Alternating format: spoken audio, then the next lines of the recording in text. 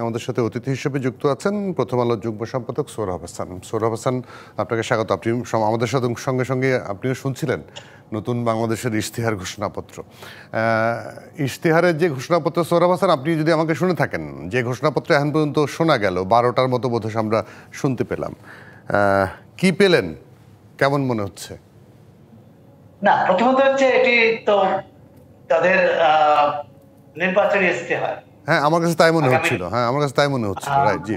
নির্বাচন হবে বা যখনই হোক, আমরা আশা করি ফেব্রুয়ারিতে নির্বাচন হবে। সেই নির্বাচনের লক্ষ্যে তারা এই একটি কর্মসূচি, নীতি পরিকল্পনা ঘোষণা করেছে এবং সেই সঙ্গে নতুন বন্দোবস্ত বলছে এটা। কিন্তু কতটা নতুন সে ব্যাপারে তো দ্বিধাদ্বন্দ্ব আছে, কেননা এটি অন্যান্য রাজনৈতিক দলও তাদের নীতি পরিকল্পনা বা কর্মসূচির ক্ষেত্রে এইসব কি বলে খুব ভালো ভালো কথা বলে থাকে, কিন্তু সেটা বাস্তবায়ন কিভাবে? শিক্ষায় বরাদ্দ বাড়ানোর কথা বলছে, গবেষণার কথা বলেছে, সব ধর্ম সব ধর্মের জাতির মানুষ যাতে স্বাধীনতা পায়, স্বাধীনভাবে ধর্ম পালন করতে পারে, ধর্মীয় রীতিনীতি আচার আচরণ স্বাধীনভাবে করতে পারে, সে কথা বলা হয়েছে।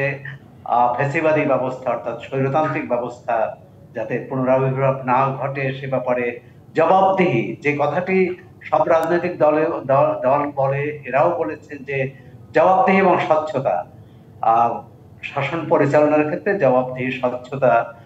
তবে এখানে একটি বলবো যে এনসিপির বা জাতীয় নাগরিক পার্টির তাদের এক ধরনের বিকেন্দ্রীকরণের উপর জোর দিয়েছে।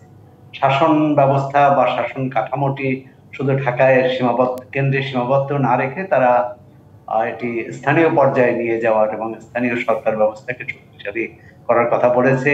গ্রাম পার্লামেন্ট বলেছে। এখন সেই গ্রাম পার্লামেন্ট কেমন হবে, এই অভিজ্ঞতা তো আমাদের এখানে নেই। সেটি একটু দেখার বিষয়, তারা কিভাবে করে এটা বিস্তারিত জানতে হবে। তবে আমরা জিয়া রহমানের শাসন আমলে গ্রাম সরকারের কথা শুনেছি, পরবর্তীকালে সেই গ্রাম সরকার বাতিল করা হয়েছে। যে হোসেন মোহাম্মদ এরশাদও গ্রাম কে কেন্দ্র করে নানা কিছু করতে চেয়েছে, পরবর্তীকালে সেটিও বাতিল হয়েছে।